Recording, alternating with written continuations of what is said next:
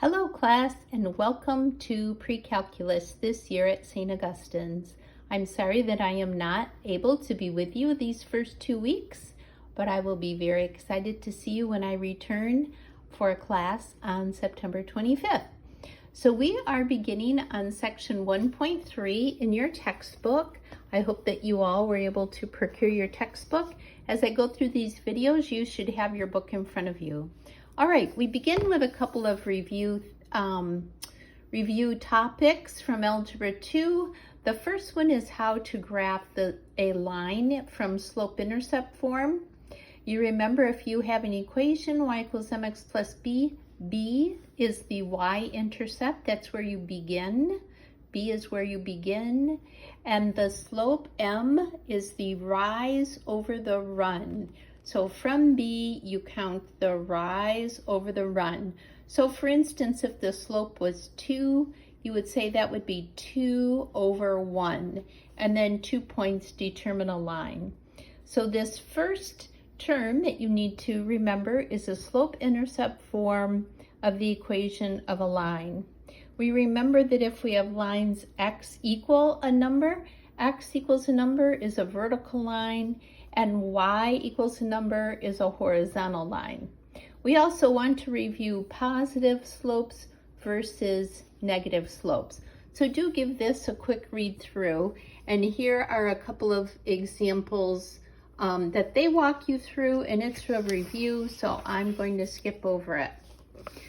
Finding the slope of a line, if we have 2 points, the points being where do they have the points? Here we go. x1 comma y1 and x sub 2 comma y sub 2, we can find the slope of this line. Now, one thing to remember is x sub 1 is not an exponent, that's a subscript. So x sub 2, the 2 is down below, it's not an exponent. It just indicates the second point. And here's our slope equation right here. We always have to remember the y's go on top because that's the rise, the change in the vertical, and the x's go on the bottom, that's the run. The slope is the rise over the run. And then they give you the correct way, and this is also correct as long as you remain consistent, right, with your y's.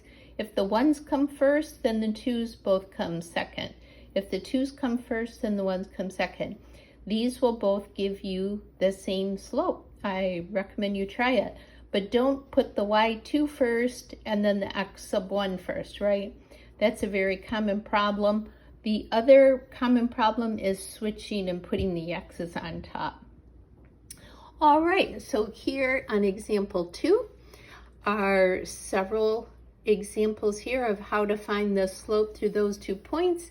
Again, that's all review, so I will let you walk through that on your own. All right, so how do we write a linear equation in 2 variables? Well, there's a couple of ways to write. It's just writing the equation of the line. But one way that I'd like to introduce that we may have been not so familiar with is the point slope form equation of the line. And here it is. The y1 and the x1 are substituted out with the coordinates of the point, and the m is the slope of the line. So for instance, we have a slope here of 3, and it passes through this point. So following the equation above, y sub 1 is the y coordinate of the point, and we put that in here. The slope, they said, was 3, and the x coordinate of the point is 1. Remember, double negative makes a plus.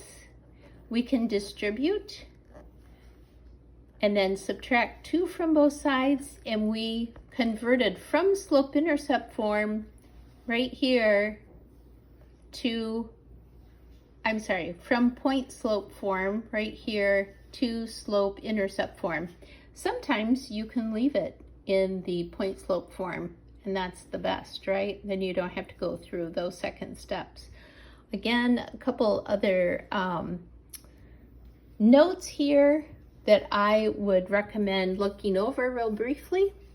A review about parallel and perpendicular lines. Two lines are parallel if they have the same slope. And two lines are perpendicular if they have slopes that are negative reciprocals. So let's look at example 4.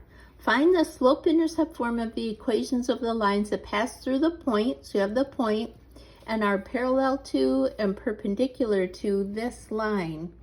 Well, from this line, we need to find our slope.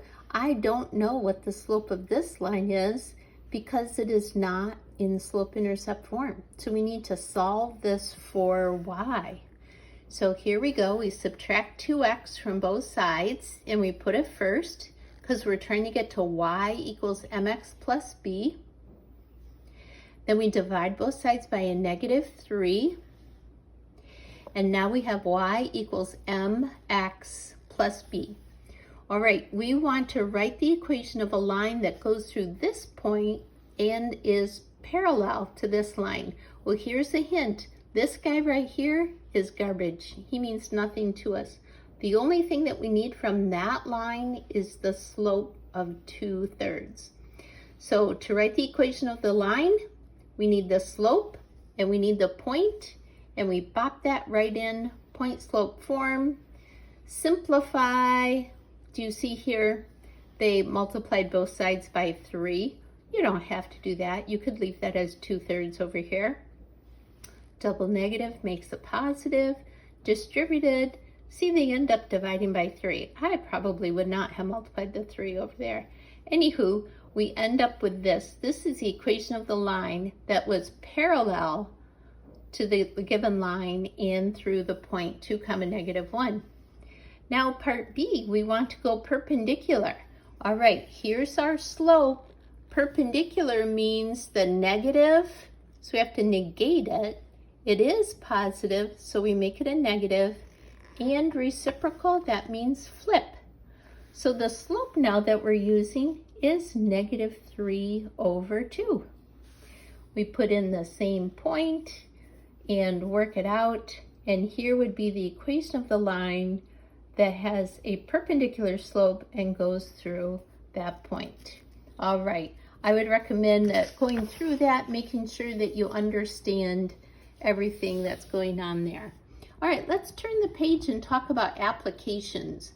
Slope has a lot of real-world applications, and here's one. Example 5 says the maximum recommended slope of a wheelchair ramp is 1 to 12. This slope is given as a ratio 1 to 12. So for every rise of 1, we have to have a run of 12.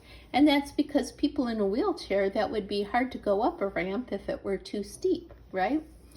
So it says a business installs a wheelchair ramp that rises 22 inches over a horizontal length of 24 feet. And it's saying, is that okay? Is that too steep or is it okay? Well, here's the first little technical difficulty here. The rise is given in inches and the run is given in feet. We cannot compare the slope until those two are of the same unit.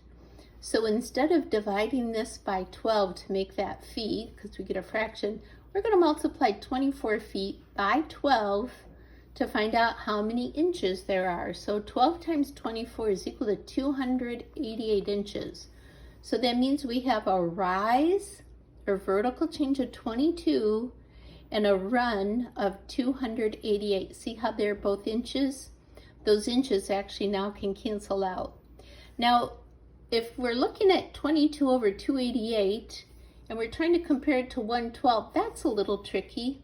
But if we grab our calculator and we do the division and we look at them as decimals, we say that this ratio is equivalent to 0.076 and 1/12 is equal to 0.83.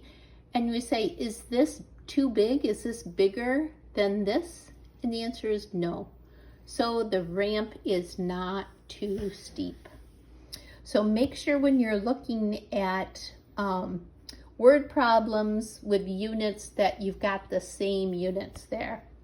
Okay, example 6. This is Changing from a word problem to an equation, a kitchen appliance manufacturing company determines that the total cost of producing X units of a blender is given by this. Interpret what is the y-intercept and the slope of this line. So the slope is the rate of change. It's also the cost per unit. So each blender costs, in material, time, and labor, $25. So if we produced no blenders, we still would have an initial cost of $3,500. For business owners, that would be considered a startup cost or fixed cost. And then you can read their description of it there. Example 7, straight line depreciation. Please read through this. Just want to note that a line with a negative slope, remember we always read them from left to right. If your line has a negative slope, we call that depreciation. The value is not going up, it is going down. And then we can use actually 2 data points to make the equation of a line, and we can use that mathematical model then to predict sales or costs or anything like that that might be happening in the future. So it's one very important way that we use math in the real world. All right, that's it for section 1.3. I will either email you the assignment from this section or put it on Blackboard. All right, take care.